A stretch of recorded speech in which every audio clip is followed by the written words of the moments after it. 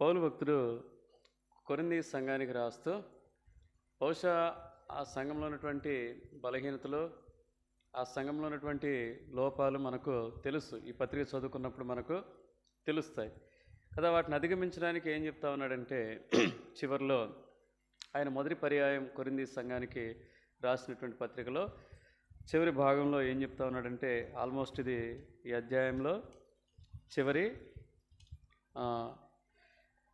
ఏమంటావు, ఈ చివరి అధ్యాయమే ఈ పత్రికలో చివరి అధ్యాయం.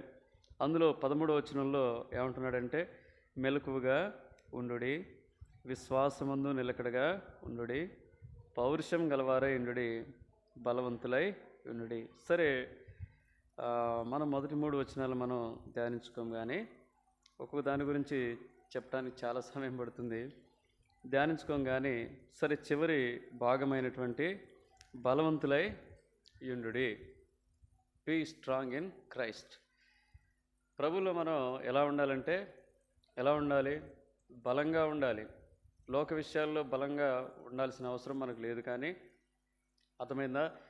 శరీర సంబంధమైనటువంటి విషయాల్లో మనం బలవంతులుగా ఉండాల్సినటువంటి అవసరం మనకు లేదు, కానీ ఆ తర్వాత అపవాది కల్పించేటటువంటి తంత్రాల్లో మనం బలంగా ఉండాల్సినటువంటి అవసరం మనకు లేదు, కానీ మన బలహీనతలో కూడా మనం బలంగా ఉండాల్సిన అవసరం మనకు లేదు, కానీ దేవునిలో మనం బలంగా ఉంటే చాలు. అదే ఎఫ్సి పత్రికలో పౌలు భక్తుడు అంటాడు 6వ అధ్యాయం 10వ వచనంలో ఇంకేమంటాడు, దేన్ని బట్టి మనం బలంగా ఉండొచ్చు అంటే ఇన్ హీస్ మైటీ పవర్ అంటాడు. ఇన్ హీస్ మైట్ పవర్ అంటాడు. తుదకు ప్రభు యొక్క మహాశక్తిని బట్టి ఆయన యందు బలవంతులై ఉన్నాయి. మన ప్రభువు శక్తిమంతుడు, బలవంతుడు, సామర్థ్యం కలిగినటువంటి దేవుడు. కాబట్టి be strong in the lord and in his might power అని ఇంగ్లీష్ బైబిల్లో మనం చదువుతాం. కాబట్టి దేవునిలో మనం బలంగా ఉండాలి.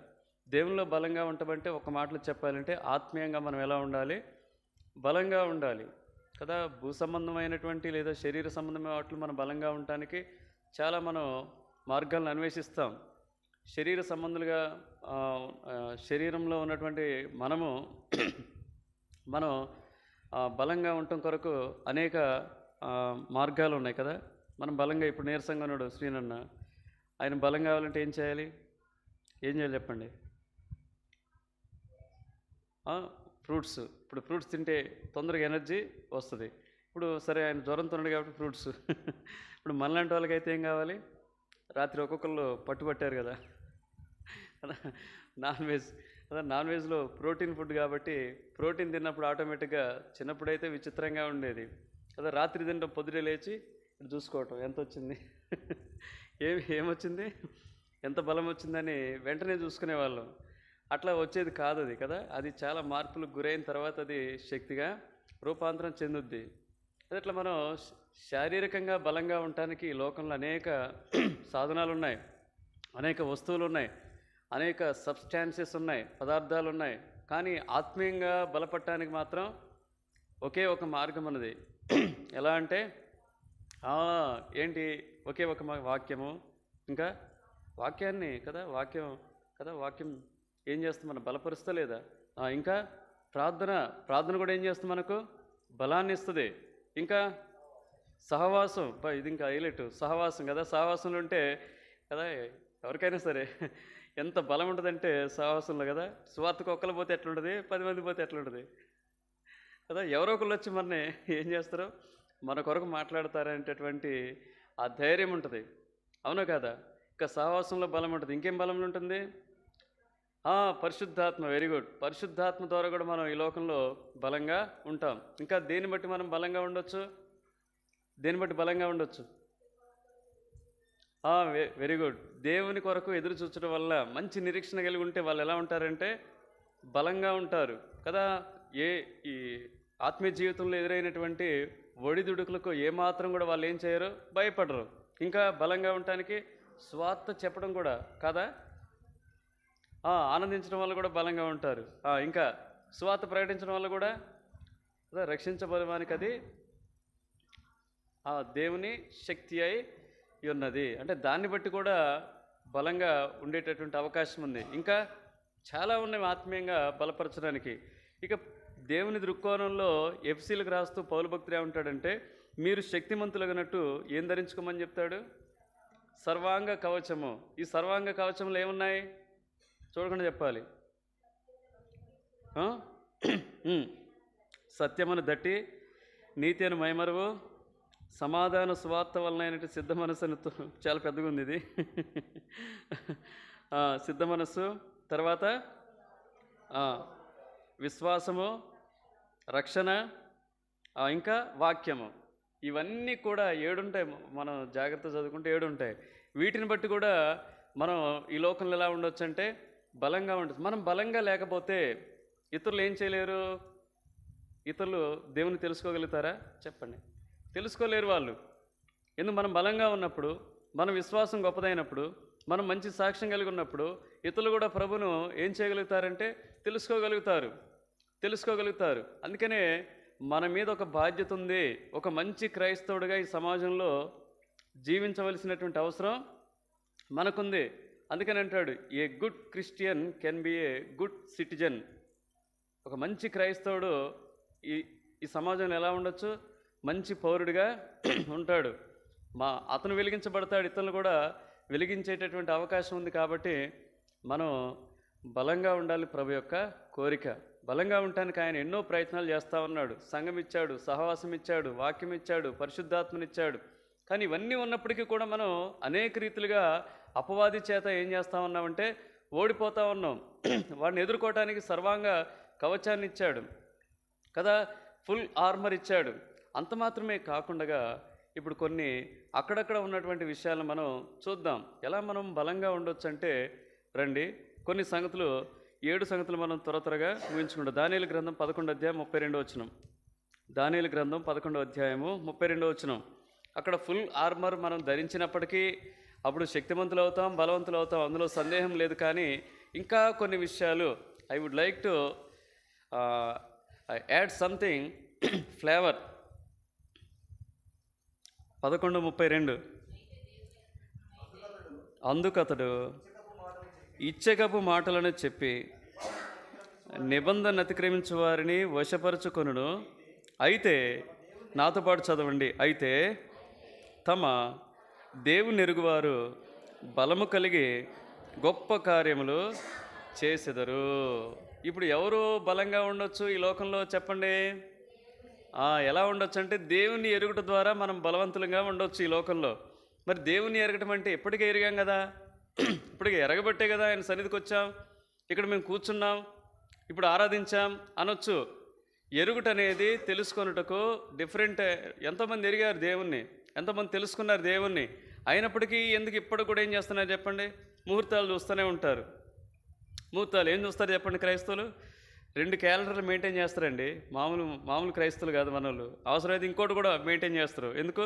ఒకటి రాహుకాలం చూడటానికి, ఒకటేమో ముహూర్తాలు చూడటానికి, ఇంకోటేమో బైబిల్ చదువుకోరు కదా. ఏం చేస్తారు? కనీసం ఒక వాక్యమైనా పొద్దుట లేచి చదువుకోవటానికి. మన క్యాలెండర్ ఒకటి, అవి ఒక 2 క్యాలెండర్లు కదా. ఇట్లా మెయింటైన్ చేస్తూ ఉంటాం కదా. ఎందుకు ఇంకా వాస్తులు చూస్తూ ఉన్నారు చెప్పండి? ఎందుకు ఇంకా వాస్తులు చూస్తూ ఉన్నారు క్రైస్తవులు? చెప్పండి, మీరే చెప్పండి. ఎందుకు ఇంకా అన్యుల యొక్క పండుగలు చేస్తూ ఉన్నారు చెప్పండి? ఎందుకు ఇంకా అన్యుల యొక్క ఆచారాలను కొనసాగిస్తున్నారు చెప్పండి? ఎందుకు ఇంకా కులాల్లో మతాల్లో ఏం చేస్తూ ఉన్నారు చెప్పండి? ఇది ఒక మతంగా భావిస్తారు. క్రైస్తవత్వం ఒక మతంగా భావిస్తారు. ఎవరు? మనోళ్ళే. ఈ మతనిష్ట నియమాలు కలిగి ఉంటారు. మతనిష్ట నియమాలు ఏంటంటే మనం ఆదివారం పోవాలి, కానుకలు ఇవ్వాలి, అక్కడ దేవునికి స్తోత్రం చెల్లించాలి, మళ్ళీ రావాలి కదా. ఇదే. ఇట్లా కాదు. దీన్ని ఏమంటారంటే మత పిచ్చి అంటారు. మతం గురించి బైబిల్ చెప్పలేదు, అది బోధించదు కూడా. ఇది మతం అయితే దీన్ని మనం ఏం చేసేటోళ్ళని చెప్పండి? కార్ల్ మార్క్స్ అన్నట్టుగా ఏమన్నాడు చెప్పండి? మతం మనిషిని ఏం చేస్తే, మతం మనిషికి ఎలాంటిది అన్నాడు? మత్తు మందు వంటిది అన్నాడు. ఏమన్నాడు? ఆయనేనా అన్నది? ఆయనేనా? మత్తు మందు వంటిది అన్నాడు. అర్థమైందా? వేషధారిగా చేస్తే మతం మనిషిని ఏం చేస్తే చెప్పండి? వేషధారిగా చేస్తని జాక్మన్ గారు అంటారు. కాబట్టి అట్లాంటిది కాదు. మనం ఎరుగుట అనేది ఏంటంటే దేవుని వాక్యాన్ని దేవుణ్ణి సన్నిహితంగా ఎరిగినటువంటి అనుభవంలో ఉండాలి. అలా ఎరగకపోతే చాలామంది ఇప్పుడు ఏం చేస్తున్నారు చెప్పండి? ఎరుగుతామని చెప్తారంట, కానీ వారి క్రియలను బట్టి వాళ్ళు ఎలా ఉన్నారంట? తీతు పత్రిక 1వ అధ్యాయం 16వ వచనం.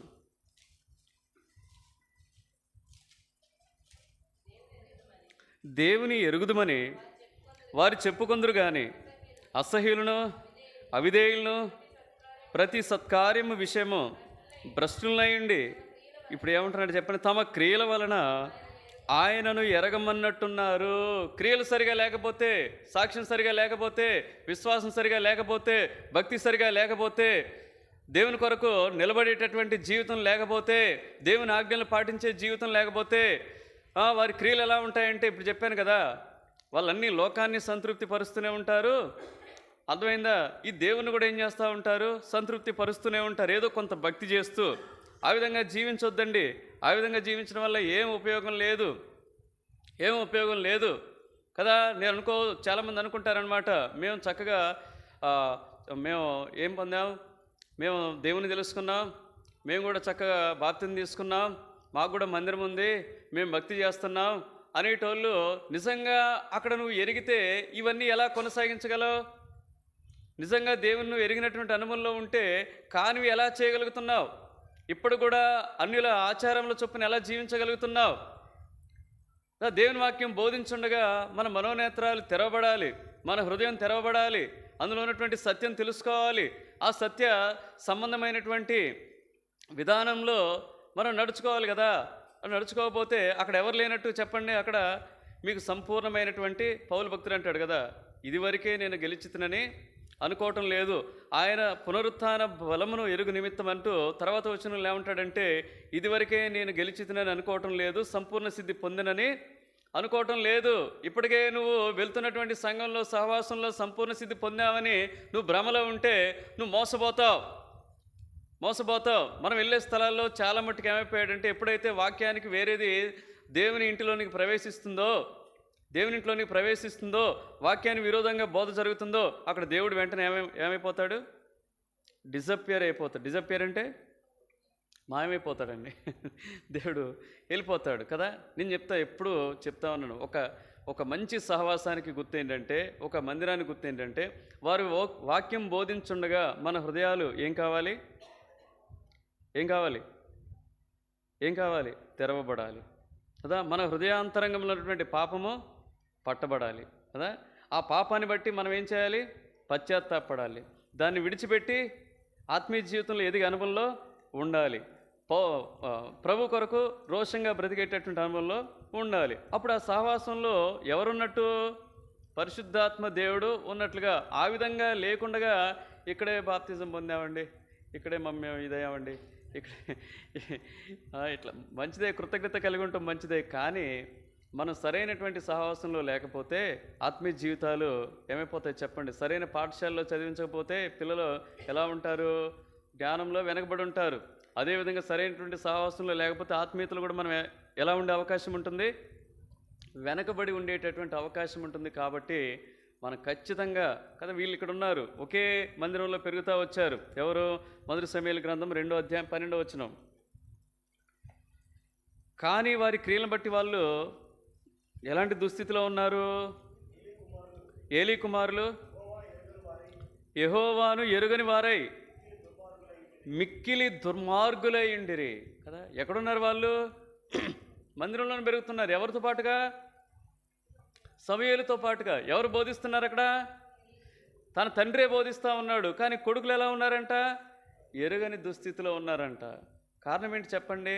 రెండో కారణం ఏంటంటే, ఒకటి సరైన సహవాసం ఎంచుకోకపోవటం, రెండోది ఏంటంటే అక్కడే ఉంటాం కానీ వాక్యం పట్ల ఏం లేదు, శ్రద్ధ లేదు, ఆసక్తి లేదు. తమ జీవితాలు మార్చుకోవాలన్న కోరిక వారి జీవితాల్లో లేని కారణం చేతనే అక్కడ ఉండి కూడా వారి జీవితాల్లో మార్పు కలగలేదండి. ఆ విధంగా ఉండొద్దండి, ఆ విధంగా ఉండొద్దు. ప్రభుని ఇంకా ఎరిగేటటువంటి అనుభవంలోనికి రావాలి. అర్థమైందా? అలాంటి అనుభవంలోకి వచ్చినప్పుడు వారు దేవుని కొరకు మంచి కార్యాలు చేస్తారు, చక్కగా బలంగా ఉంటారు, ఆత్మీయంగా ఎదుగుతారు, ఇతరులు కూడా ఆత్మీయంగా ప్రోత్సహిస్తారు. దాని కొరకు ఎంత దూరమైనా మనం వెళ్ళాలి, ఆత్మీయత కొరకు ఎంత దూరమైనా వెళ్ళాలి. అర్థమైందా? మనం దేవుళ్ళు లేనటువంటి చోటుకి ఎన్నిసార్లు పోయినా, ఎన్ని పర్యాయాలు దర్శించినా, అర్థమైందా, ఏం ఉపయోగం లేదు కదా. అదే చెప్తారు జాక్పని గారు, ఎప్పుడు ఒక ఎగ్జాంపుల్ చెప్తూ ఉంటాడు. ఒక నల్ల జాతీయుడు ఎక్కడ పోయాడంట? తెల్లవాళ్ళు చర్చికి పోయాడంట అమెరికాలో. పోతే అక్కడ ఏం జరిగింది? అక్కడ గేట్ దగ్గర ఉండి ఏమంటున్నాడంట ఒక ఆయన, నువ్వు రావడానికి వీలు లేదు, ఇది ఎవరి చర్చి? ఎవరి చర్చి? తెల్లవాళ్ళ చర్చి. ఇక్కడ మేమే ఆరాధిస్తాం, మేమే స్తుతిస్తాం, ఇది మా చర్చి, మేము కట్టుకున్నది అని చెప్పేసి అంటా ఉన్నాడంట. ఈ రక్షణ పొందినటువంటి వ్యక్తి అక్కడ పోయి దేవుణ్ణి ఆరాధించాలని ఆశతో ఈయనున్నాడంట. ఈయనుండి పదే పదే అడిగినా సరే వాళ్ళు అనుమతించలేదు. అనుమతించబోతే నొచ్చుకొని కొంచెం బయటకు వచ్చి గోడ పక్క నిలబడి బాధపడతా ఉంటే, బాధపడి ఏం చేస్తా ఉన్నాడంట, ప్రభువా నువ్వు నన్ను కాపాడుకున్నావు, రక్షించుకున్నావు, విడిపించుకున్నావు, నాకు రక్షణ ఇచ్చావు, నిన్ను ఆరాధించాలని నీ మందిరానికి పోతా ఉంటే వీళ్ళని రానివ్వటం లేదు, నన్ను ఏం చేయమంటావని దేవునితో వాదన పెడతా ఉంటే దేవుడు ప్రత్యక్షమై, డోంట్ వరీ మై సన్, నేను కూడా చాలా కాలంగా ఈ మందిరంలోనికి పోవాలని చూస్తూ ఉన్నాను, కానీ వాళ్ళు నన్ను కూడా ఏం చేయటం లేదు, రానివ్వటం లేదన్నాడంట. మీకు అర్థమైందా? అంటే దేవుడు ఎక్కడుండి వాళ్ళు ఆరాధన చేస్తూ ఉన్నారు, దేవుడు ఎక్కడున్నాడు? వాళ్ళ మధ్య లేడు కదా. మళ్ళీ ఏమంటాం, ఉదాహరణ ఏం తీసుకుంటాం, ఎక్కడ ఇద్దరు ముగ్గురు ఉదాహరిస్తూ ఉంటారు, లేని చోట్ల ఇక ఉదాహరించేది కదా. ఎక్కడిద్దరు ముగ్గురు ఆయన నామమును కూడి ఉంటారో వారి మధ్యన ఉంటారని దేవా, అప్పటి వరకే ఉండమనేది. తర్వాత నువ్వు వెళ్ళిపోదేవా, మేము నచ్చినట్టుగా మేము ఏం చేయాలి, మా పనులని మేము చేసుకోవాలి. అట్లా కాదు, దేవుని మందిరంలో ఆయన నివసించాలి, ఆయన ప్రసన్నత చూడగలగాలి, ఆయన మహిమను చూడగలగాలి, ఆయన వాక్యం వింటుండగా మన అంతరంగాలు తెరవబడాలి. అంతరంగంలో సుదూరంగా ఉన్నటువంటి, దాక్కుని ఉన్నటువంటి, మరుగైనటువంటి పాపం నీ జ్ఞాపకంలోనికి, నీ వినికిడిలోనికి దాన్ని తీసుకురాబడాలి. అప్పుడు అక్కడ ఎవరున్నట్టుగంటే దేవుని సన్నిధి. అక్కడ నువ్వు ఖచ్చితంగా దేవుని సన్నిహితంగా ఎరగలుగుతావు, ఎరిగి దేవుని కొరకు జీవించగలుగుతావు. కాబట్టి ఎలా బలంగా ఉంటామంటే దేవుణ్ణి బాగా ఎరుగుట ద్వారా, సన్నిహితంగా ఎరుగుట ద్వారా, ఎక్కువగా తెలుసుకున్నట ద్వారా మనం ఆత్మీయంగా ఎలా ఉంటామంటే బలంగా ఉంటాం. రెండోదిగా రండి, రోమపత్రిక 4వ అధ్యాయము 21వ వచనం.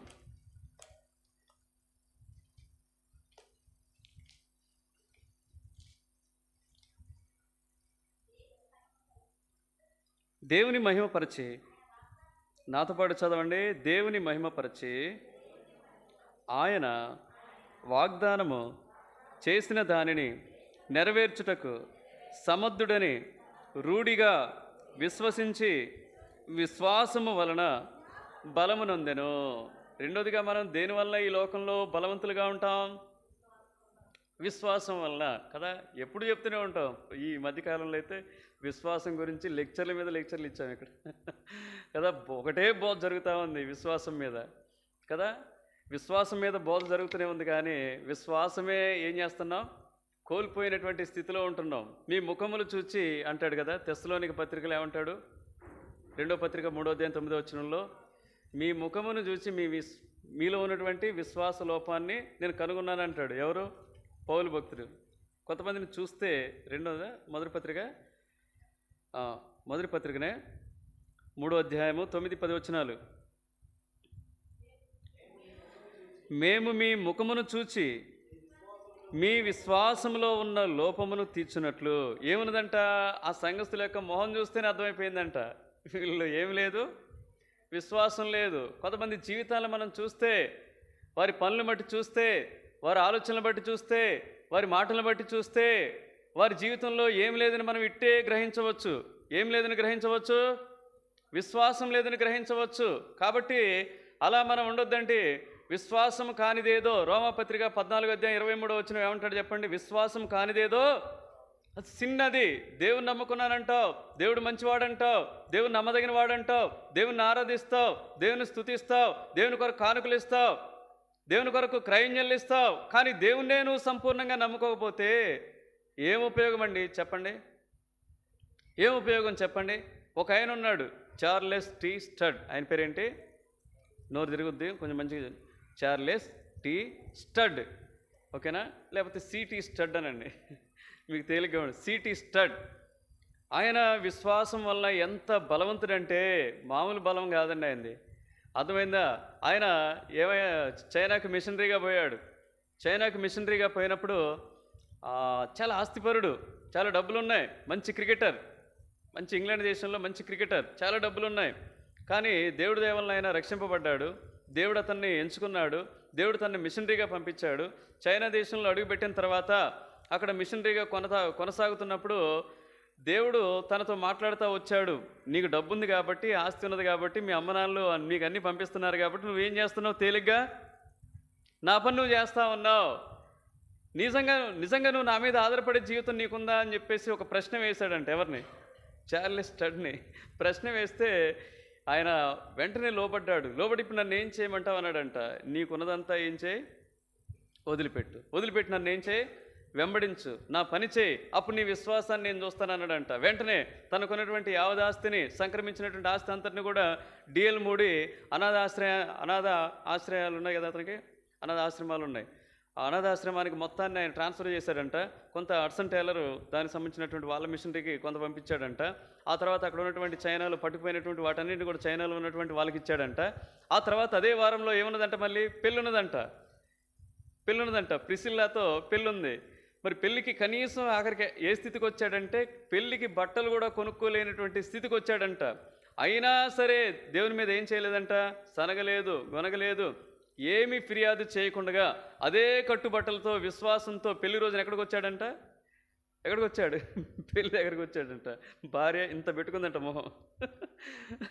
ఎందుకంటే ఆమెను మంచిగా తయారు చేశారు. ఈయనట్లున్నాడంట, ఎట్లా పిచ్చి బట్టలతో ఉన్నాడంట. ఆ బట్టలతోనే ఉంటే ఇంత పెట్టుకుందంట మొహం. అంటే భార్య అట్లా ఏమీ తప్పేం కాదు. ఎందుకు? తన భర్త ఎలా ఉండాలి కోరుద్ది ఏ భార్య అయినా? అందంగా ఉండాలని కోరుద్ది. అందుకనే ఏదైనా తగ్గితే ఏం చేస్తుంది చెప్పండి? మొన్న ఎవరు లేపుతా ఉన్నారు భార్య, ఇక్కడ నేను గమనించా. నరసింహరా అనే భవానీ వచ్చి భర్త పట్ల మనం కేర్ తీసుకోవటంలో తప్పేమీ లేదు, అదేం తప్పు కాదు కదా. అందుకని తానేం చేసిందంటే ఎంతో దుఃఖముఖంతో ఉందంట. అయితే ఆయన అన్నాడంట, దేవుడు మరలా మనకు అవన్నీ ఇస్తాడు, డోంట్ వర్రీ, నాకు నమ్మకం ఉంది. విశ్వాసాన్ని బట్టి ఆయన బలంగా ఉంటూ వచ్చాడు. ఏమీ లేని దుస్థితిలో నుంచి భారతదేశంలోనూ, చైనాలోనూ, ఆఫ్రికాలోనూ అద్భుతమైనటువంటి మిషనరీ సేవ చేస్తూ వచ్చాడు. ప్రభు నమ్ముకున్న కొత్తలో మా జీవితంలో కూడా కొన్ని అనుమతించాడు. నేను నమ్ముకున్న ఎర్లీ టైంలోనే మా ఇల్లు ఏమైపోయింది, కాలిపోయి అన్ని సమస్తాన్ని కోల్పోయాం. 2 మనుషులు బయటకు వచ్చారు, మా అమ్మ, మా అన్నయ్య. ఒక పెట్టి పట్టుకొచ్చారు, అందులో భూమికి సంబంధించినటువంటి కాగితాలు ఉన్నాయి. సమస్తాన్ని కోల్పోయాం.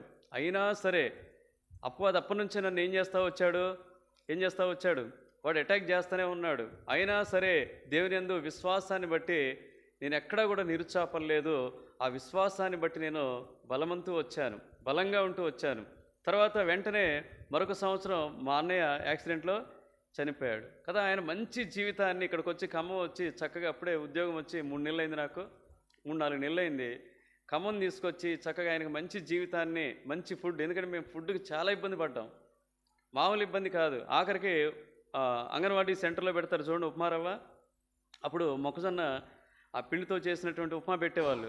అది బీరాకుల్లో సొరకాయ ఆకులు పెద్ద వెడల్పుగా ఉంటాయి, ఆకుల్లో తెచ్చుకొని మేము చేసేవాళ్ళం. వాస్తవంగా మాకు పెద్దవాళ్ళకి పెట్టరు, కానీ కమలమ్మ అనేటటువంటి ఆమె మా పట్ల జాలి కలిగి నేను మంచిగా చదువుతానేటటువంటి ఒక ఆలోచన ఆమెకుంది. మంచిగా ప్రేమించేది అక్క ఏం చేసిందంటే పట్టుకురా ఏదైనా తెచ్చుకొని చెప్పేది. ఆ బీరాకుల్లో సొరకాయ ఆకుల్లో ఆ ఉప్మా పట్టుకుపోయి మా అక్క డెలివరీ అయితే అక్కకి పెడతా వచ్చాను నేను. ఇది ఆమె ఏం పుట్టింది, ఎవరు మా అమ్మలు పుట్టింది, అప్పుడే ఉప్మాతో పెరుగుతూ వచ్చాం. ఇంకా అదే తప్ప మేము ఫుడ్కి చాలా ఇబ్బందులు పడ్డాం. అలాంటి పరిస్థితుల్లో మా అన్నని తీసుకొద్దాం అనుకుంటే ఆయన్నే దేవుడు తీసుకెళ్ళిపోయాడు. ఇక మేము దూరం అయిపోతామేమో అనుకున్నాం. అయినా సరే దేవుణ్ణి ఏం చేయలేదు, విడిచిపెట్టలేదండి. దేవుడు నమ్మదగిన వాడు. ఆయన చేయనిదంతయు మన జీవితంలో ఎలాంటిది? 33వ కీర్తన 4వ వచనంలో మాట అంటాడు, చదవండి. ఏది అనుమతించినా, ఏది జరిగినా అది చేయనిదంతా, ఆయన చేయనిదంతా ఎలాంటిదంటే 33వ కీర్తన, ఆయన చేయనిదంతయు నమ్మకమైనది. గుర్తుపెట్టుకోండి, మన జీవితంలో ఏమనుమతించినా సరే అద్భుతమైన పాట రాస్తాడు. అందుకనే ఈ జీవిత యాత్రలో ఏమి సంభవించినా,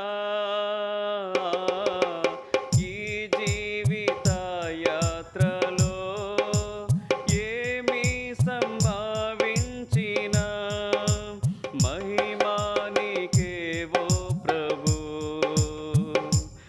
ఇది నాది నా ప్రార్థన. మహిమా నీకే ఓ ప్రభు, ఇది నాది నా ప్రార్థన. ప్రభువా నిన్ను నే కొనియాడే. ఏమి సంభవించినా ఇది మన జీవితంలో అలవాటు చేసుకోవాలి. అలవర్చుకోవాలి. దేవుని మీద సనుగులు గొనుగులు దేని బట్టి వస్తాయంటే విశ్వాసం లేని జీవితాన్ని బట్టి. దేవుని మీద ఎందుకు ఫిర్యాదులు చేస్తామంటే విశ్వాసం లేని జీవితాన్ని బట్టి. ఎందుకు నిట్టూర్పులు వస్తాయంటే విశ్వాసం లేనటువంటి జీవితాన్ని బట్టి. విశ్వాసం కానిదేదో అది పాపం అని బైబిల్ చెప్తా ఉంది. కాబట్టి మనం ఇకనైనా ఏం చేద్దాం చెప్పండి? విశ్వాసంలో ఎలా కొనసాగుదాం? స్థిరంగా కొనసాగవలసినటువంటి ఆవశ్యకత. ఎవరైతే విశ్వాసం కలిగి ఉంటారో వాళ్ళు ఎలా ఉంటారు? ఈ లోకంలో ఎలా ఉంటారు? చాలా బలం కలిగి. జకర్యా గ్రంథం 12వ అధ్యాయం 5వ వచనం. జకర్యా గ్రంథం 12వ అధ్యాయం 5వ వచనం. అప్పుడు యెరూషలేములోని అధికారులు, యెరూషలేము నివాసులు తమ దేవుడైన యెహోవాను నమ్ముకొనుట వలన మాకు బలము కలుగుచున్నదని తమ హృదయమందు చెప్పుకొందురు. వీళ్ళు ఏం చెప్తా ఉన్నారు? ఏం సాక్ష్యం ఇస్తా ఉన్నారు చెప్పండి? ఏం సాక్ష్యం ఇస్తా ఉన్నారు? ఆనాడు ఏం సాక్ష్యం? యెరూషలేము నివాసులు తమ దేవుడైన యెహోవాను నమ్ముకొనుట వల్ల మాకు, అది నమ్మిక ఉంచండి, దాని నుంచి తొలగిపోవద్దు. జాగ్రత్త సుమ. అలా మనం ఈ లోకంలో చాలా బలం కలిగి దేవుని కొరకు నిలబడగలుగుతాం. మూడవదిగా రండి, న్యాయాధిపతుల గ్రంథం 5వ అధ్యాయం 31వ వచనం. న్యాయాధిపతుల గ్రంథము 5వ అధ్యాయము 31వ వచనం. యెహోవా నీ శత్రువులందరూ అలాగూ నశించెదరు. నాతో పాటు చదవండి. ఆయనను ప్రేమించువారు బలముతో ఉదయించు సూర్యుని వలె నుందుదురని పాడిరి. ఇప్పుడు దేన్ని బట్టి మనం బలంగా ఉండొచ్చు? ఆయన, ఇది చాలా కష్టమైందన్న, ఇది మీరు స్కిప్ చేస్తుంటే బాగుండేది అంటారు కదా. ఆయన ప్రేమించడం అంటే, నేను ఎప్పుడు చెప్తాను, ఆయన ప్రేమించడం అంటే ఏంటి? ఆయన ఆజ్ఞల్ని గాయకొనటం. ఆయన ప్రేమించడం అంటే ఏంటి? లోకాన్ని ద్వేషించటం, అంతే కదా. ఆయన ప్రేమించడం అంటే ఏంటి? ఈ లోక స్నేహాన్ని విడిచిపెట్టడం, అంతేనా? ఎక్కడుంటాయి రిఫరెన్స్లు ఆయన ప్రేమించడం? యోహాను 15:16 ఒక నన్ను ప్రేమించిన యెడల వాడు నా ఆజ్ఞల్ని గాయకొంటాడు. మొదటి యోహాను 2:15 కదా. ఒకవేళ లోకాన్ని ప్రేమించితే తండ్రి ప్రేమ వానిలో ఉండదు. లోకంలో ఉన్నదంతా ఏంటది? శరీరాశ, నేత్రాశ, జీవబ్డమ్ అంటాడు. యాకోబు 4:6 ఏమంటాడు చెప్పండి? ఈ లోక స్నేహము దేవునితో ఫ్రెండ్షిప్పా, రైవల్రీ అంటాడు, ఎనిమిటీ, శత్రుత్వం. అర్థమైందా? ఎవరైతే ఇలాంటి అనుభవంలో ఉంటారో దేవుని ప్రేమించడం అంటే ఇప్పటికీ తెలియదు. దేవుని ప్రేమించడం అంటే, ఒక ఆయన అంటున్నాడు, సువార్త పోయి చెప్తా ఉంటే, సువార్త కొరకు నేను వెళ్ళినప్పుడు నిజంగా దేవుని పట్ల ప్రేమ ఉందంటే ఏమంటున్నాడంటే, ఎందుకు లేదన్నా, నేను పొద్దునే లేచి ఏం చేస్తున్నా? వాక్యం చదువుకుంటున్నా అన్నాడు. అంటే వాక్యం చదువుకుంటే ఆయన నువ్వు ప్రేమించినట్టేనా? సరిపోద్దా ప్రేమ? సరిపోద్దా ప్రేమ? నిన్నైతే ఎలా ప్రేమించాలంటావు కదా? ఎలా ప్రేమించాలి కదా? కదా, వాళ్ళు మలాఖీలు అడిగినట్టు అడుగుతాం మనం కూడా. నువ్వు దేన్ని బట్టి మమ్మల్ని ప్రేమించావు? వాళ్ళు 5 ప్రశ్నలు వేస్తారు. ఎప్పుడైనా ప్రభుచిత్తం అయితే మలాఖీ గ్రంథంలో 5 ప్రశ్నల్ని మనం చదువుకుందాం. కానీ అసలు నువ్వు మమ్మల్ని ఎప్పుడు ప్రేమించావంటారు. మలాఖీ గ్రంథము ఎవరికైనా దొరికితే చెప్పండి, మీకు చాక్లెట్ ఇస్తా. మలాఖీ గ్రంథము మొదట్లోనే ఉంటుంది అనుకుంటాను. 2వ వచనమేనా? చదవండి. అందులోనే ఉందేనా? అంతే. నేను మీ ఎడల ప్రేమ చూపి ఉన్నాను, అయితే మీరు ఏ విషయమందు నీవు మా ఎడల ప్రేమ చూపితవందురు కదా. ఏం ప్రశ్న వేస్తారు చూడండి, చాలా తెలివైన వాళ్ళు క్రైస్తవులు. అసలు నువ్వెప్పుడు మమ్మల్ని ప్రేమించావు అంటున్నారంట. ఒకవేళ అలాంటి దుస్థితిలో బ్రతుకుతున్నావా? దేవుడు ఎంతగా ప్రేమించాడు, తన ప్రాణాన్ని పెట్టాడు. ఇప్పుడే వింటా వచ్చాం. తన రక్తాన్ని ధారపోశాడు. తన కొరకు సమస్తాన్ని ఏం చేశాడు చెప్పండి? సమస్తాన్ని వదులుకున్నాడు కదా. క్రయధనంగా తను తాను అర్పించుకున్నాడు. ఇంతకంటే మనం ఏమైనా చూడగలమా చెప్పండి? ఆయనకు ప్రేమించడానికి ఏమున్నాయి నీ జీవితంలో ఆటంకాలు? వాటిని అధిగమించరాదు. ఆయన నువ్వు ప్రేమించే అనుభవంలోనికి వస్తే, ఆయన తొలి ప్రాధాన్యత నీ జీవితంలో ఇవ్వగలిగితే, నువ్వెంతో ఆత్మీయంగా బలంగా ఉంటావు, శక్తి కలిగి ఉంటావు, ఆయనకు సాక్షిగా ఉంటావు, ఆయన కొరకు గొప్ప కార్యాలు నువ్వు చేయగలుగుతావు. ఈనాడు ఆయన ప్రేమించే జీవితం మనలో లేదు. వ్యర్థమైన వాటిని ఏం చేస్తూ ఉన్నాం చెప్పండి? ప్రేమిస్తూ ఉన్నాం. పనికి మాలినటువంటి బూతులు ప్రేమిస్తున్నారు, సినిమాలు ప్రేమిస్తున్నారు, సీరియల్ని ప్రేమిస్తున్నారు, అర్థమైందా? షార్ట్స్ను ప్రేమిస్తున్నారు, ఫేస్బుక్ను ప్రేమిస్తున్నారు, వాట్సాప్ను ప్రేమిస్తున్నారు. తరచుగా ఎన్నిసార్లు మొబైల్లో నోటిఫికేషన్లు వచ్చినప్పుడు తీయటమే కదా. ఎప్పుడైనా నీకు ఏదైనా డౌట్ వచ్చినప్పుడు ఆత్మీయంగా ఎప్పుడైనా తీయటమే దేన్ని ఎప్పుడైనా చేసావా? ఎప్పుడైనా డౌట్ వస్తే మందిరంలో వాళ్ళే చెప్తారులే, మందిరంలో వాళ్ళే చెప్తారు. వాళ్ళు ఏం పని చెప్పండి? Their job is to reveal the secrets of Bible కదా. వాళ్ళ జాబ్ ఏంటి? బైబిల్ ఉన్నటువంటి మర్మాలు చెప్పడమే.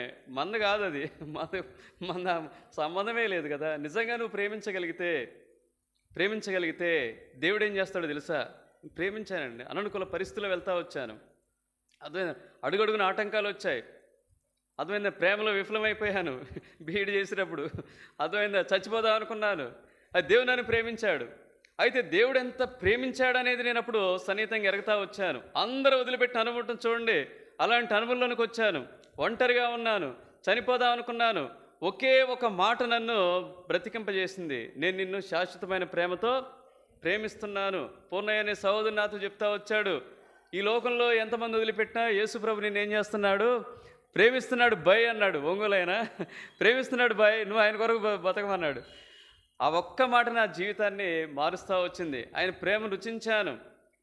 ప్రేమను రుచించి ఇక ఎన్నడూ కూడా ఇంకా దేన్ని కూడా, ఆఖరికి మళ్ళీ ఆమె తిరిగి ఫోన్ చేస్తే ఆ అమ్మాయితో చెప్పాను అనమాట, నీకంటే నన్ను ఎక్కువగా ప్రేమించే ఒక వ్యక్తి నాకు దొరికాడు. ఎవరని చెప్పాను? యేసు ప్రభు అని ధైర్యంగా చెప్తా వచ్చాను. ఇక అప్పటి నుంచి మళ్ళీ తనతో నేను ఎప్పుడు మాట్లాడలేదు. నా ఆత్మీయ జీవితంలో నేను కొనసాగుతూ వచ్చాను. ఆ విధంగా నువ్వు ప్రేమించగలిగితే నిన్ను ఆత్మీయంగా ఏం చేస్తాడైనా? ఉన్నతంగా ఉంచుతాడు.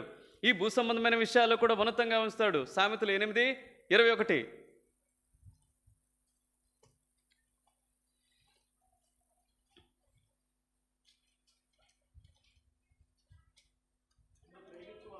నన్ను ప్రేమించు వారిని ఆస్తికర్తలుగా చేయుదును, వారి నిధులను నింపుదును.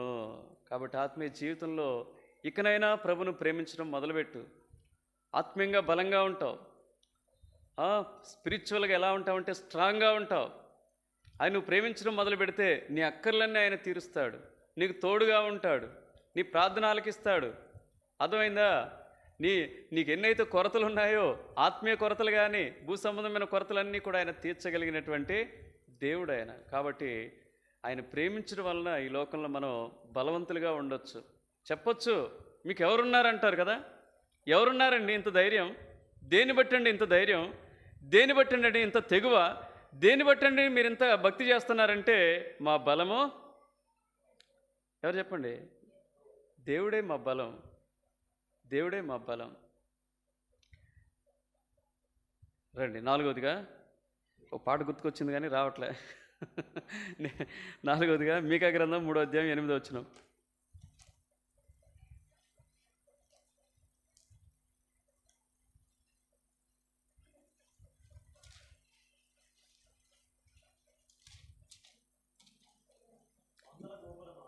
మందల సియోను కుమార్తె పర్వతమా,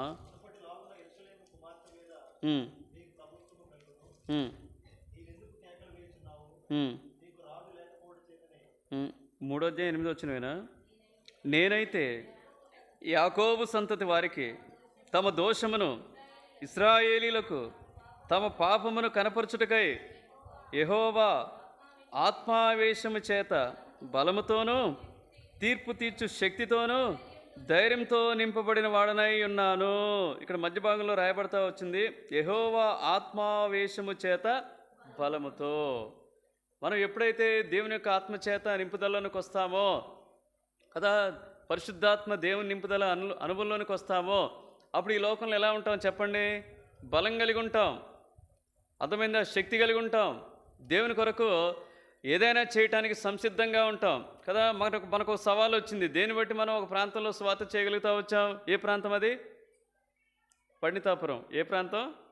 పండితాపురం. మీకు జరిగిన సంఘటనలు మీకు తెలియదు కానీ మొదట మా అంకుల్కి చెబితే రవి అక్కడికి వద్దులే, ఎందుకైనా మంచిది అని చెప్పేసి మా అంకుల్ చెప్తా వచ్చాడు. ఎందుకు? అక్కడ క్యాథలిక్స్ ఉంటారంట. క్యాథలిక్స్ తీవ్రవాదులు. వాళ్ళు ఏమైపోయారు? తీవ్రవాదులు అయిపోయారు. మతం ఏం చేస్తుంది మనిషిని చెప్పండి? వేషధారనే కాదు, ఏం చేస్తుంది చెప్పండి? ఎక్స్ట్రీమిస్టులు చేస్తుంది. తీవ్రవాదులుగా చేస్తూ వచ్చింది. అంతకుముందు పోయి సువార్త ప్రకటిస్తూ ఉంటే ఏం చేస్తూ వచ్చారట? వాళ్ళు కొట్టారట, వాళ్ళు తరిమేశారట. మా ఆంటీ కూడా అనేది, బాబు చాలా కష్టంగా ఉంది, వద్దులే అని చెప్పేసి మా ఆంటీ కూడా చెప్తా వచ్చింది. ఆఖరికి ఆ బాబుకు ఫోన్ చేసాం. ఎవరికి? మన పెళ్ళికి వెళ్ళాం. వాళ్ళ అన్నకు ఫోన్ చేస్తే అంటున్నాడంట, గ్లోరీతో అన్నాడంట, ఇక్కడ రాకపోవడమే మంచిదక్క, ఇక్కడ రాకపోతే మేలు, మీరు చక్కగా అక్కడ ఏదైనా చేసుకోండి, ఈ ఊరు అంత మంచిది కాదు అని. వాళ్ళకి మేము సువార్త ప్రకటించిన ఇష్టమే, వాళ్ళు మంచిగానే వింటారు, మంచిగానే ఉంటారు, కానీ మరి మిగతా వాళ్ళు అట్లుంటారు కదా అక్క అని చెప్పేసి గ్లోరీతో చెప్తా వచ్చాడు. అయినా సరే దేని బట్టి వెళ్ళాను చెప్పండి? పరిశుద్ధాత్మ దేవుని ప్రేరేపణ ద్వారా, దేవుని ఆత్మశక్తి ద్వారా అక్కడ వెళ్ళగలుగుతూ వచ్చాం. వెళ్ళగలిగి అదే ప్రాంతంలో ఎక్కడికైనా తిరిగామా? ఎక్కడ తిరగలి. అదే ప్రాంతంలో ప్రతి ఇంటికి కూడా సువార్త చెప్పడానికి దేవుడు కృపనిచ్చాడు, అద్భుతంగా మనల్ని వాడుకున్నాడు. దేని బట్టి ధైర్యము, దేని బట్టి బలం? పరిశుద్ధాత్మ. కాబట్టి మనం ఈ లోకంలో ఎప్పుడైతే ఆత్మపూర్ణులుగా ఉంటామో, ఎఫెసీ పత్రిక 5వ అధ్యాయము 18వ వచనం చూడకుండా చెప్పేయచ్చు. మద్యముతో మత్తులై యుండకుడి, ఆత్మపూర్ణులై యుండుడి అంటాడు. ఆత్మపూర్ణతలోనికి నీవు నేను వస్తే, అపోస్తుల కార్యాలు 17వ అధ్యాయంలో వాళ్ళు ఏం చేశారట? వాళ్ళు ఏం చేశారు? భూమిని తలకిందులు. చదవండి ఆ మాట, అపోస్తుల కార్యాలు. మనం కూడానండి ఎన్నో సువార్త ప్రకటింపని స్థలాలు ఉన్నాయి. ఇప్పటికీ సువార్త చెప్పాలంటే మనకు ధైర్యం లేదు. ఇరుగు పొరుగు వాళ్ళతో మనం మాట్లాడలేము, ఒక అన్యులతో మనం మాట్లాడలేకపోతున్నాం, వారికి దేవుని ప్రేమను చెప్పలేకపోతున్నాం. కారణం ఏంటి? నీలో ఉన్నటువంటి భయము. ఆ భయం దేని బట్టి వచ్చింది? పరిశుద్ధాత్మ నింపుదలలోనికి నువ్వు రాలేదు. 17వ అధ్యాయము ఎన్నో వచనమమ్మా? చదవండి అక్కడ నుంచి. అయితే వారు కనబడినందున యాసోనును కొందరు సహోదరులను ఆ పట్టణపు అధికారుల యొద్దకు ఈడ్చుకొని పోయి భూలోకమును తలక్రిందులు చేసిన వీరు ఇక్కడికి కూడా వచ్చి ఉన్నారు. దేన్ని బట్టి వాళ్ళు ఆ విధంగా చేయగలుగుతా వచ్చారంటే 2-3 అధ్యాయాలు పరిశుద్ధాత్మ దేవుడు వారి మీదకి దిగి వచ్చారు. వారు శక్తి కలిగి బోధించారు. అపోస్తుల కార్యాలు 1:8లో ఎప్పుడైతే పరిశుద్ధాత్మ దేవుడు నీలోనికి నాలోనికి వచ్చి నింపుదలలోకి మనం వస్తామో అప్పుడు ఖచ్చితంగా దేవుని కొరకు సాక్షులుగా ఉంటాం, దేవుని కొరకు ఉన్నతమైనటువంటి కార్యాలు కూడా మనం చేయగలుగుతాం. కాబట్టి దానికి ప్రతిగా మనం రివర్స్ చేస్తూ ఉన్నాం. ఏం చేస్తూ ఉన్నాం చెప్పండి? రివర్స్ చేస్తూ ఉన్నాం కదా. ప్రార్థన చేయం. ఏం చేస్తాడు చెప్పండి? ఆయన బాధపడతాడా? బాధపడ్డా చెప్పండి, చెప్పండి. బాధపడతాడు. అపవిత్రమైన మాటలు మనం మాట్లాడుతూ ఉంటాం. పరిశుద్ధాత్మ దేవుడు ఏం చేస్తాడు చెప్పండి? బాధపడ్డా చెప్పండి. ఇంకేం చేస్తూ ఉంటాం? ఇతరుల మీద సనుగులు గొనుగులు. అప్పుడప్పుడు మనం ఏం చేస్తూ ఉంటాం? మందిరం కాదు కదా అని చెప్పేసి కేకలేస్తాం. కోపం, అప్పుడప్పుడు అసూయ, ద్వేషం, ఇప్పుడు కూడా క్షమించినటువంటి మనస్సు కదా, కఠినంగా మాట్లాడేటటువంటి హృదయం, ఇవన్నీ కలిగి ఉంటాం. పరిశుద్ధాత్మ దేవుడు ప్రతి సందర్భంలో కూడా ఏమవుతాడంటే బాధపడతాడు కదా. అందుకనే ఎఫెసీ 4:30 అంటాడు, పరిశుద్ధాత్మను దుఃఖపరచకుడి. అంతేనా? పరిశుద్ధాత్మను దుఃఖపరచకుడి. అప్పటికీ దుఃఖపరిచి మనం ఇంకేం చేస్తాం? ఒక అడుగు కొంతమంది ఎక్కువ వేస్తారు కదా. ఒక అడుగు ఎక్కువ వేసి ఏం చేస్తారంటే, మొదటి తెస్సలోనిక పత్రిక 5వ అధ్యాయం 19వ వచనం ప్రకారం ఆత్మను ఆర్పకుడి. ఇక పరిశుద్ధాత్మ పనిచేయడమే ఇక వారి జీవితాల్లో మనం చూడం. అలాంటి దుస్థితిలోనికి వెళ్ళిపోయి ఉన్నావా? వెళ్ళిపోతే ఈ మధ్యాహ్న కాల సమయంలో ప్రభుని వేడుకో. ప్రభువా, నీ ఆత్మతో మరలా నన్ను నింపు, నీ కొరకు నేను సాక్షిగా ఉండాలి, శక్తి కలిగి నీ మాటలు ప్రకటించాలి, నీకు మహిమ తీసుకొచ్చేటటువంటి జీవితాన్ని నేను జీవించాలి, నీకు కానివాడి జోలికి నేను పోకూడదు అనేటటువంటి అనుభవంలోనికి నువ్వు ఉండగలిగితే అప్పుడు ఈ లోకంలో ఎలా ఉంటావంటే బలం కలిగి ఉంటావు. ఆ పరిశుద్ధాత్మను బట్టి నీలో బలం ఉంటుంది. దేవుని కొరకు ఏదైనా చేయటానికి నువ్వు పూనుకుంటావు, నువ్వు ఇనిషియేట్ చేస్తావు, చొరవ తీసుకోగలుగుతావు దేవుని కొరకు. రండి 5వదిగా నెహెమ్యా గ్రంథము 8వ అధ్యాయం 10వ వచనం. నెహెమ్యా గ్రంథము 8వ అధ్యాయం 10వ వచనం.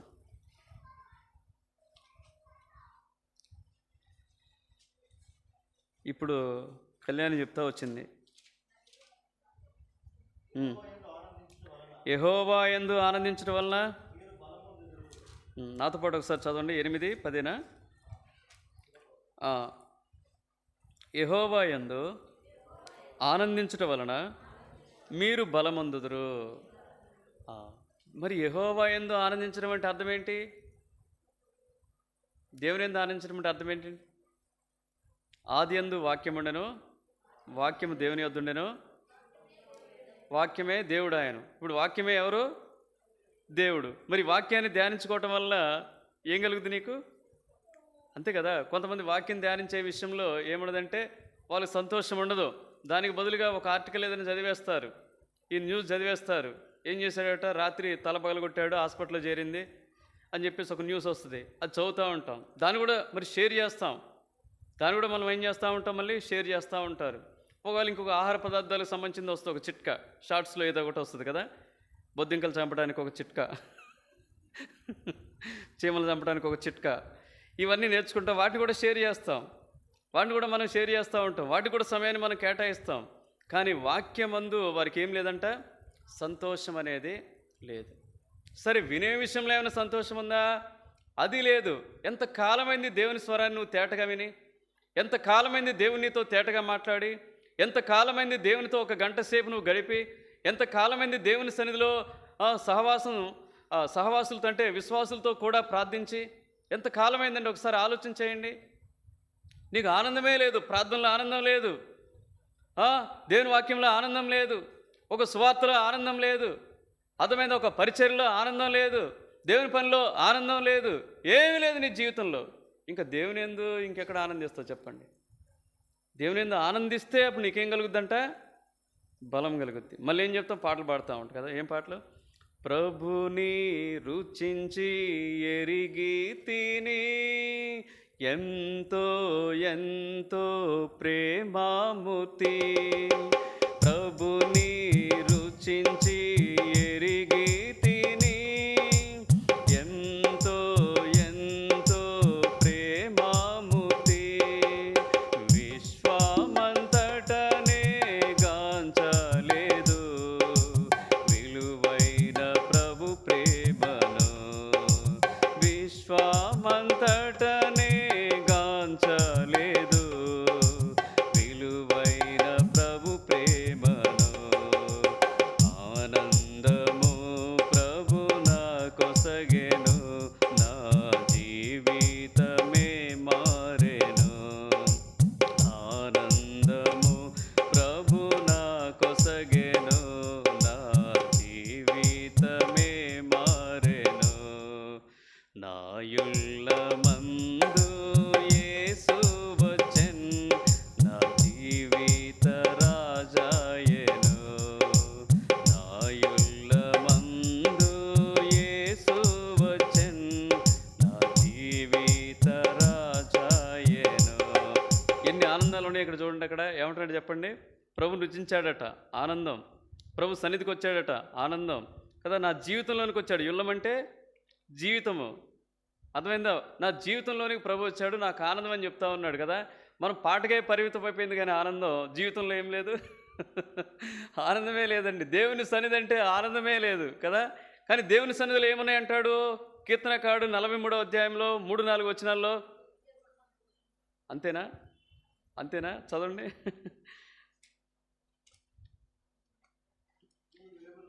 నీ వెలుగును నీ సత్యమును బయలుదేర చేయము, అవి నాకు త్రోవ చూపును. అవి నీ పరిశుద్ధ పర్వతమునకును నీ నివాస స్థలముకును నన్ను తోడుకొని వచ్చును. చదవండి. అప్పుడు నేను దేవుని బలిపీఠం నద్దకు, నాకు ఆనంద సంతోషములు కలుగచేయి దేవుని వద్దకు. ఎక్కడా లేదండి, ఇక్కడే రాయబడతా వచ్చింది. ఇంకో చోట విమోచించిన వారు ఆనందం సంతోషం ఇంకో చోట చదువుతాం మనం. యెషయా 53:10లోను, తర్వాత అదే యెషయా గ్రంథంలో ఇంకో చోట ఉంటుంది 43వ అధ్యాయంలోనే, ఇక్కడ 35వ అధ్యాయం 10వ వచనంలో ఉంటుంది. అక్కడ చూస్తాం మరలా ఇక్కడ ఆనంద సంతోషాలు రెండు రాసినట్టుగా ఇక్కడ మనం చూస్తాం కదా. దానికే మనం దూరం అయిపోయాం. దేవుని సన్నిధి అంటే ఇష్టం లేదు. ఏదో ఒక రీతిగా నా పనులన్నీ నేను ఏం చేయాలి, అడ్జస్ట్ చేసుకోవాలి, వాటిని నేను కుదించుకోవాలి, ఏదో ఒక రీతిగా దేవుని సన్నిధికి నేను రావాలి, దాని కొరకు దేవుని కొరకైనా వేడుకోవాలి. లేదంటే దేవును ఒకవేళ ఆ దిశగా ఆలోచన చేస్తూ ఉంటే, అపేక్ష కలిగి ఉంటే, వాంఛ కలిగి ఉంటే, దేవుడే నీ పనులన్నిటి ఏం చేస్తాడు చెప్పండి? ఏం చేస్తాడు? మార్గాలు సరళం చేస్తాడు ఆయన. ముందు ఆశ లేకపోతే ఇక మనం ఇంకేం చేస్తాం చెప్పండి? ఆశే లేకపోతే ఎవడొస్తాడు చెప్పండి? దోషగాడు వస్తాడు. ఎవడు? అది అపవాది వస్తాడు. వాడొచ్చి ఏం చేస్తాడు చెప్పండి? నువ్వు ఎట్లా పోతావు అంటాడు. ఈ సమయంలో ఎట్లా పోగలవు చెప్పు? ఆలస్యంగా పోతే ఆయన అరుస్తాడు కదా. ఎవరు? మళ్ళీ నేను అరుస్తానని చెప్తాడు. ఎవడు? అపవాది. నేను అరుస్తాడు కదా ఆయన కదా. నువ్వు ఇట్లా సరిగా లేకపోతే అక్కడ పోతే వాళ్ళు నేను ఏమనుకుంటారు? విశ్వాసులందరూ నీ వైపు ఇట్లా చూస్తారు కదా. ఎట్లా చూస్తారట? ఇట్లా చూస్తారు కదా. వాడు భయపెడతాడు. అర్థమైంది? నువ్వు ఎట్లా ప్రార్థన పోతావు చెప్పు? నువ్వు ఇంత పనులు చేసుకొని వచ్చి అలసిపోయి వచ్చి నువ్వు ఇప్పుడు ఎట్లా పోగలవు చెప్పు? నీ మీద ఏం చూపిస్తాడు వాడు? కన్సర్న్, సానుభూతి కదా. ఎట్లా వెళ్తావు? ఎట్లాంటివి చూపించినప్పుడు ఏమైపోతావు చెప్పండి? ఆఖరికి ఏమంటావు చెప్పండి కదా. ఎట్లయిపోతావు చెప్పండి? ఒక కుక్క తప్పు చేసినప్పుడు యజమాని కొట్టడానికి వస్తే ఎట్లా ఉందంటే 2 చేతులు మూసుకొని ఇటు చూస్తూ ఉంది. మన బతుకు కూడా అంతే అయిపోతుంది. 2 తలెట్టు పెట్టుకుంది, ఇటు చూస్తూ ఉంది దేంతో కొడతాడో అని యజమానుడు. మన బతుకు కూడా అట్లే ఉంది. దేవుడు కరుణా సంపన్నుడు అండి. దేవుడు ఎవరో? జాలి గలవాడు, మంచితనం కలిగిన వాడు. అర్థమైందా? వాత్సల్యత కలిగిన వాడు. ఒకవేళ ఆయన ఎద్దుకు వస్తే ఏమంటాడు చెప్పండి? బహుగా క్షమిస్తాడు, ఆదుకుంటాడు, ఆశగల ప్రాణాన్ని ఆయన తృప్తిపరుస్తాడు. ఈ అనుభవంలోనికి రా, ఆయన యందు ఆనందించే అనుభవం కదా. ఒకవేళ ఆత్మీయ జీవితంలో ఏదైనా జరిగితే ఇంకేం చేస్తానో ఆగిపోతా ఉన్నాం. హబక్కూకు అంటాడు, చూడకుండా చెప్పేయచ్చు. 3వ అధ్యాయం 17వ వచనం చదవండి. ఏదైనా మన ఆత్మీయ జీవితంలో ఒక నష్టం కానీ, ఒక బాధ కానీ, ఒక ఇబ్బంది కానీ ఎదురైనప్పుడు మళ్ళీ వెంటనే ఏం చేస్తూ ఉన్నాం? సంతోషించే అనుభవంలో నుంచి దూరంగా జరుగుతూ ఉన్నాం. అలాంటి జీవితం మనకు వద్దండి. హబక్కూకు 3, 16, 17 వచనాలు.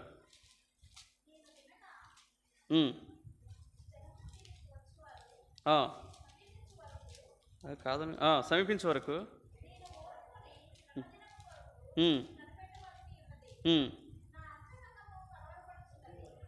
18 క్షమించండి. ఈ 17, 18 వచనాలు. అంజూరపు చెట్లు పొయ్యకుండానను, ద్రాక్ష చెట్లు ఫలింపకపోయినను, ఒలీవ చెట్లు కాపులేకపోయినను, చేనిలోని పైరు పంటకు రాకపోయినను, గొర్రెల దొడ్డిలో లేకపోయినను, సాలలో పశువులు లేకపోయినను, నేను యెహోవా యందు ఆనందించెదను, నా రక్షణకర్త అయిన నా దేవుని యందు నేను సంతోషించెదను. ప్రభువగు యెహోవాయే నాకు బలము, ఆయన నా కాళ్ళను లేడి కాళ్ళ వలె చేయను, ఉన్నత స్థలముల మీద ఆయన నన్ను నడవ చేయను. ఇప్పుడు మనం పెట్టుకోవాలి 17వ వచనంలో, నేను ప్రయాణాలు చేసినను, నేను బాగా అలసిపోయినను, నా శక్తి మొత్తం కూడా ఎనర్జీ ఏమైపోయింది? ఖర్చు అయిపోయినను, నాకు సత్తువ లేకపోయినను, అదే నా కాళ్ళలో ఏమాత్రం కూడా బలం లేకపోయినను, ఆ తర్వాత నా దగ్గర డబ్బులు లేకపోయినను, నా దగ్గర ఏమీ లేకపోయినను, నేను యెహోవా యందు పెట్టుకోండి. మన జీవితం ఇదే కదా. మనం ఏమి కారణాలు చూపిస్తామంటే భక్తి చేయకపోవడానికి కారణాలు ఏంటంటే రిడిక్యులస్ రీజన్స్ అనమాట. అవి పనికిమాలిన కారణాలు చూపిస్తూ ఉంటాం. దేవునికి వాగ్దానం చేస్తూ వచ్చా, నీ కాళ్ళను ఆయన ఏం చేయగలడు? ఆయన లేడీ కాళ్ళ వలె చేయగలడు. లేడీ దొరుకుద్దా చెప్పండి? ఒక పులి తరుముతా ఉంది లేడీని. ఆ జాగ్రఫీ ఛానల్ చూశాను. అది అసలు పులి కూడా అలసిపోయి ఏం చేసింది? దాన్ని వదిలిపెట్టి లేడీ కాళ్ళవలే అలాంటి సత్తువ మనకిస్తానని దేవుడు చెప్తా ఉన్నాడు. ఎంత గొప్ప దేవుడు అండి. ఆఖరికి ఏమంటున్నాడు? యెహోవాయే నా బలము. నిజంగా ఆయనలో నువ్వు ఆనందించేటటువంటి అనుభవంలో ఉంటే ప్రభు బలలో పాలు పొందు. ఎంత కాలమైంది దేవుని సన్నిధి ఆనందాన్ని అనుభవించి. ఇది నిజం కాదా మన జీవితాల్లో చెప్పండి? ఎంతో సంతోషాన్ని కోల్పోతున్నాం, పైగా పైపెచ్చు బయట వెతుకుంటున్నాం సంతోషాన్ని. దానికి మనం స్వస్తి పలుకుదాం. రండి 7వదిగా యోబు 17:9. 6వదా? Okay, very good, thank you. Yobu 17:9, 6వది. అయితే నీతిమంతులు తమ మార్గములు విడవక, ఇప్పుడు నాతో పాటు చదవండి, నిరపరాధులు అంతకంతకు బలమునందుదురు. ఎలా జీవిస్తే మనం బలంగా ఉంటాం చెప్పండి?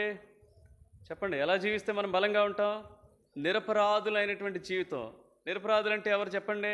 తప్పు చేయనివారు, మోసం చేయనివారు, అన్యాయం చేయనివారు, దుర్నీతి పనులు చేయనివారు, అబద్ధాలు ఆడని వారు, మోసం చేయనివారు, అన్యాయం చేయనివారు, వీళ్ళంతా ఎవరు చెప్పండి? నిరపరాధులు అంటాం కదా. కానీ మనమైతే ఎలా ఉన్నాం చెప్పండి? మనమైతే రివర్స్లో ఉన్నాం, అపరాధులు. మనం ఎవరని చెప్పండి? ప్రభు బలకు సమీపించావు, దాచిపెట్టకు నీ జీవితాన్ని. అర్థమైందా? మోసపోవద్దు. దేవుడు ఖచ్చితంగా నీ జీవితాన్ని చూస్తూనే ఉన్నాడు. ఈ వారమంతా ఏం చేసావు? ఎక్కడ తిరిగావు? ఎలా నీ సమయాన్ని వృధా చేసుకున్నావు? ఎక్కడ తప్పిపోయావు? ఎక్కడ పతనమయ్యావు? ఎక్కడ చూడకూడని చూసావు? ఎక్కడ చేయకుండా చేసావు? ఇదంతా ఆయనకు తెలుసండి. ఇదంతా ఆయనకు తెలుసు. నువ్వు తెలియదని నువ్వు భ్రమలో బ్రతకొద్దు. ఆయనకు సమస్తము తెలుసు. నిరపరాధమైన జీవితాన్ని దానియేలు ఏం చేస్తా వచ్చాడు? ఆయన చేసిన తప్పేం కాదు. తప్పు కాకపోయినప్పుడు కూడా వాళ్ళు ఏం చేస్తా వచ్చారు? అయ్యా ఇదిగో నువ్వు నిలబెట్టినటువంటి ప్రతిమకి ఏం చేయలేదేనా? మొక్కలేదు. కాబట్టి ఆయన శిక్షార్హుడు. పాపం రాజు హృదయం పరితపించిపోయింది. ఏ విధంగా దానియేలును కాపాడాలని చెప్పేసి పరితపిస్తూ వచ్చాడు. అయినా సరే కదా, నిరపరాధుడైనటువంటి, ఏ దోషం లేదు, ఏ పాపం చేయలేదు. కాబట్టి దానియేలు ఎలా ఉన్నాడు చెప్పండి? బలంగా ఉన్నాడు దేవునిలో, ధైర్యంగా ఉన్నాడు దేవునిలో, విశ్వాసం కోల్పోలేదు దేవునిలో. వెంటనే ఏమన్నాడు చెప్పండి? అయినా పర్వాలేదు, మీరు ఏ శిక్ష అయినా విధించండి అని చెప్పేసి తను ఏం చేశాడు? తను అప్పగించుకున్నాడు. అప్పగించుకున్న తర్వాత ఎందులో వేశారు ఆయన్ని? సింహాల గుహలో వేయటం జరిగింది. రాత్రంతా రాజు నిద్రపోలేదంట. రాజు నిద్రపోలేదు. పెందల కన్నే వస్తాడు. వచ్చిన తర్వాత దానియేలుని అడిగినప్పుడు 6వ అధ్యాయం 20 వచనం నుంచి 23 వచనాలు దానియేలు జీవితం ఎలా ఉందని చెప్తాడు. ఇద్దరి దృష్టిలో దానియేలు జీవితం ఎలా ఉందంటే చూడండి, లోక సంబంధమైన జీవితంలో నిరపరాధిగా ఉన్నాడు. ఆత్మ సంబంధమైన జీవితంలో దేవుని దృష్టిలో కూడా ఎలా ఉన్నాడు? నిరపరాధిగా ఉన్నాడు. రండి. అందుకు ఆ ప్రధానులు, అధిపతులను, రాజ్యపాలన విషయంలో దానియేలు మీద 20 నుంచి చదివేయండి. అదంతా మనకెందుకుగా. అతడు గుహ దగ్గరకు రాగానే దుఃఖ స్వరంతో దానియేలుని పిలిచి, జీవం గల దేవుని సేవకుడు అయిన దానియేలు, నిత్యము నీవు సేవించుచున్న నీ దేవుడు నిన్ను రక్షింపగలిగినా అని అతన్ని అడిగాను. అందుకు దానియేలు, రాజు చిరకాలం జీవించునుగాక, నేను నా దేవుని దృష్టికి నిర్దోషినిగా కనబడితిని గనుక ఆయన తన దూతను పంపించి సింహములు నాకు ఏ హానియూ చేయకుండా వాటి నోళ్ళు మూయించెను. రాజా, నీ దృష్టికి నేను నేరం చేసిన వాడను కాను కదా అనను. 2 కోణాలు ఉన్నాయి ఇక్కడ, గుర్తుపెట్టుకోండి. మనం ఏం చేస్తామంటే దేవుని దృష్టిలో మంచిగుంటే పర్వాలేదు, అవతలోడి మీద బుర్రజల్లా ఏం కాదని చెప్పేసి బతుకుతూ ఉంటాం కదా. అట్లా కాదండి. 2 రకాలుగా ఉండాలి ఈ లోకంలో. నీ చుట్టుపక్కల ఉన్నటువంటి వారితో కానీ, ఇతరులతో కానీ, పొరుగు వారితో కానీ, బంధువులతో కానీ, స్నేహితులతో కానీ నీ జీవితాన్ని చూస్తే వాళ్ళు ఏం చెప్పగలగాలి? వాడు చాలా మంచి జీవితం, మంచి లైఫ్ని వాళ్ళు లీడ్ చేస్తూ ఉన్నారు, నీ గురించి చెప్పగలరు. దేవుని సన్నిధానానికి వస్తే దేవుడు ఏం చెప్పాలి నీతో? అసలు ఏ దోషం లేదండి, మంచి వ్యక్తులు. యోబు గురించి చెప్తాడు కదా, అట్లనే మన గురించి చెప్పగలగాలి. ఎంత మంచి భక్తి పరులండి అని అక్కడ సాక్ష్యం చెప్తాడు నీ గురించి, నా గురించి. అలాంటి జీవితం నీకుందా? ఉందా చెప్పండి. సంఖ్యాకాండం 23:21లో మాట ఉంటుంది. దేవుని ప్రజల్లో జీవితాల్లో దేవుడు ఏం చూడకూడదని కోరతాడంటే వంకరతనం కానీ, దోషం కానీ. ఆయన యాకోబులో ఏ దోషమునో కనుగొనలేదు, ఇశ్రాయేలులో ఏ వంకరతనమునో. అది దేవుని సన్నిధానానికి వచ్చావు, ప్రభువుల్లో పాలు పొందుతున్నావు, ఈ మాట నీ గురించి చెప్పగలడా? గుండె మీద చేసుకొని చెప్పు. అలా ఒకవేళ చెప్పగలిగితే ప్రభువుల్లో పాలు పొందు. ఒకవేళ నీ హృదయం అలా లేకపోతే ఎలా ఉంటే అపోస్తుల కార్యాలు 8వ అధ్యాయము 21, 22, 23 వచనాలు. నీ హృదయం సరిగా లేకపోతే ప్రభుతో సమాధానపడు. 8వ అధ్యాయము 21, 22, 23 వచనాలు. నీ హృదయము దేవుని ఎదుట సరైనది కాదు గనుక ఈ కార్యమందు నీకు పాలు పంపులు లేవు. కాబట్టి ఈ నీ చెడుతనం మానుకొని మారు మనస్సు నొంది ప్రభువుని వేడుకొనుము. ఒకవేళ నీ హృదయాలోచన క్షమింపబడవచ్చును. నీవు ఘోర దుష్టత్వంలోను దుర్నీతి బంధకంలోను ఉన్నట్లు నాకు కనబడుచున్నదని చెప్పాను. వాక్య వెలుగులో తేటగా దేవుడు నీతో మాట్లాడుతూ ఉన్నాడు. నీ హృదయం సరిగా లేదని చెప్తా ఉన్నాడు. ఒకవేళ ఏ చెడుతనంతో నీ హృదయాన్ని పాడు చేసుకున్నావో, నీ జీవితాన్ని బాగు చేసుకోవాలని ఇష్టపడుతున్నావో, దాని నుంచి ప్రభుత్వ సమాధానపడి ప్రభు వల్ల పాల్పొంది. ఎవరైతే కదా ఏ తప్పు చేయకుండా ఒకవేళ వచ్చాడనుకోండి, ఈ వారమంతా ప్రభుత్వం మంచిగా బ్రతికొచ్చాడనుకోండి, ప్రభు వల్ల పాలు పొందడానికి ఎంత ధైర్యం కలుగుద్ది కదా. వాళ్ళు ఎంత బలంగా ఉంటారు కదా. ఎవరు కూడా మా వైపు ఏం చేయరో వేలెత్తి చూపించరనే అనుభవంతో ప్రభు వల్ల వాళ్ళు పొందుతారు. కాబట్టి అలాంటి అనుభవంలో ఉన్న వ్యక్తులు ఎలా ఉంటారంటే చాలా బలం కలిగి ఉంటారు. దేవుని కొరకు గొప్ప కార్యాలు వాళ్ళు చేయగలుగుతారు. రండి, చివరిది యెషయా గ్రంథం 40:31. ఇప్పుడు కళ్యాణి చెప్పింది ఇది కూడా. యెషయా గ్రంథం 40:31.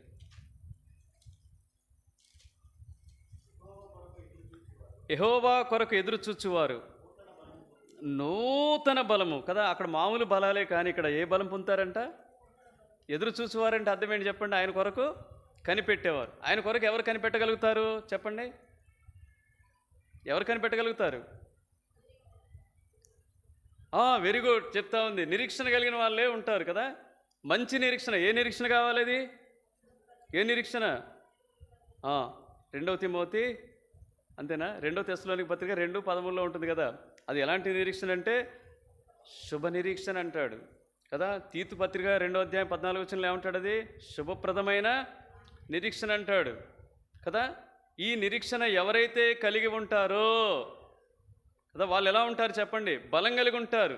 ఏం జరిగినా సరే, ఏమి సంభవించినా సరే, ఏమి నష్టపోయినా సరే, ఎంతగా పతనమైనా సరే, ఎంతగా దిగజారిపోయినా సరే కదా. సంసోన్ ఎంతగా నష్టపోతా వచ్చాడు.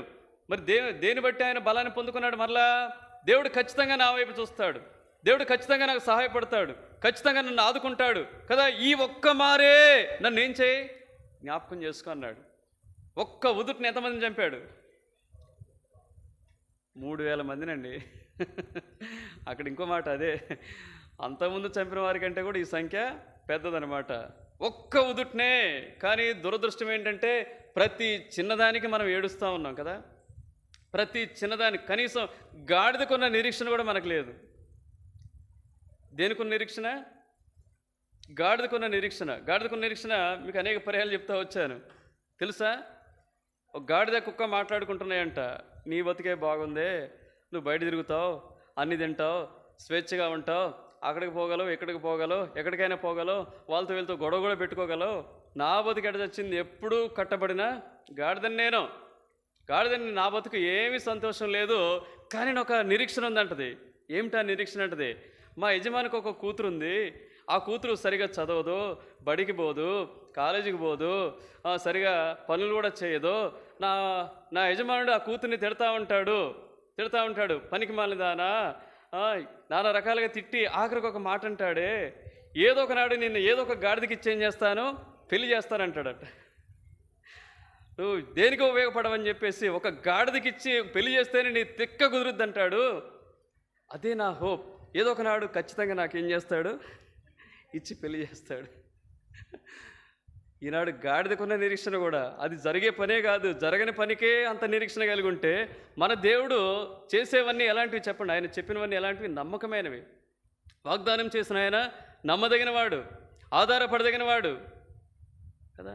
మనకెంత నిరీక్షణ ఉండాలి చెప్పండి? మనకెంత నిరీక్షణ ఉండాలి చెప్పండి? ఈనాడు లేదు. ప్రతి దానికి ఏడుస్తూ ఉంటాం. 1 తెస్సలోనిక పత్రిక 4:13 అన్యులు ఏడుస్తారు, మనం ఎందుకు ఏడవటం ప్రతి దానికి? సహోదరులారా, నిరీక్షణ లేని ఇతరుల వలె మీరు దుఃఖపడకుండా నిమిత్తం. అంటే నిరీక్షణ లేని వాళ్ళు ఏం చేస్తారు చెప్పండి? నిరీక్షించు. ఉద్యోగం కొరక, పిల్లల కొరక, వ్యాపారం కొరక, మంచి ఆత్మీయ జీవితం కొరక, మంచి సహవాసం కొరక, నీ బిడ్డల భవిష్యత్తు కొరక ప్రభుల్లో నిరీక్షణ ఉంచు. ఆ నిరీక్షణ రోమా 5:5 అంటాడు, నిన్ను సిగ్గు పరచదు. గుర్తుపెట్టుకో. 25వ కీర్తన 3వ వచనంలో అంటాడు. రండి చివరిగా ఈ మాట చదువుకొని ముగించుకుందాం. 25వ కీర్తన 3వ వచనం.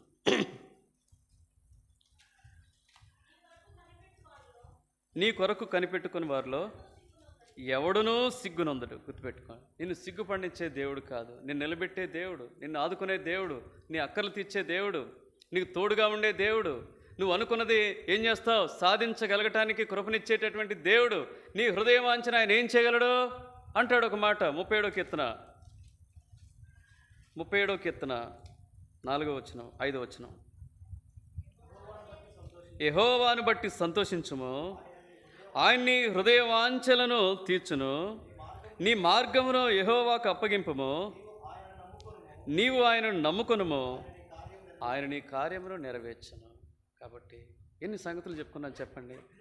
మనకు సరిపోలేదనే పరిశుద్ధాత్మ దేవుడు కొన్ని అక్కడక్కడ రాసి పెట్టాడు.